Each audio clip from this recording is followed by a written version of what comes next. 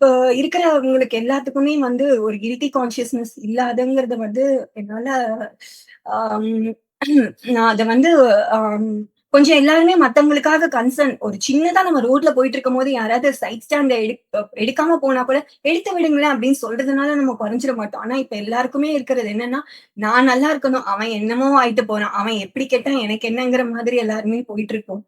கொஞ்சம் எல்லாருமே கொஞ்சம் மத்தவங்கள பத்தி நம்ம நல்லா இருக்கோம். But at the same time கொஞ்சம் மத்தவங்கள கஷ்டப்படுத்தாம இருக்கணுங்கிற ஒரு மைண்ட் தாட்டே யாருக்குமே வரதில்ல.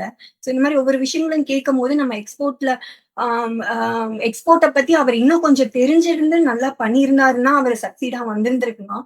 பட் எல்லாத்துக்கும் நம்ம அவசரப்பட்டு டக்கு டக்குன்னு எடுக்கிற முடிவோ, இல்ல அதனால வர கான்சிக்வென்ஸ நம்ம வந்து இந்த ஒரு விஷயம் நான் இத பண்ண போறேன். இதோட கான்சிக்வென்ஸ் இதெல்லாம் நடக்க போகுதுன்னு ஏன் யோசிக்காம அத வந்து டக்கு டக்குன்னு உடனே இது வரலையா இதுதான். இதோட தான் என்னோட லைஃபோட எண்ட் அப்படிங்கிறத ஏன் அவங்க இது பண்ணாங்கங்கிறத என்னால டாலரேட்டே பண்ணிக்க முடியல.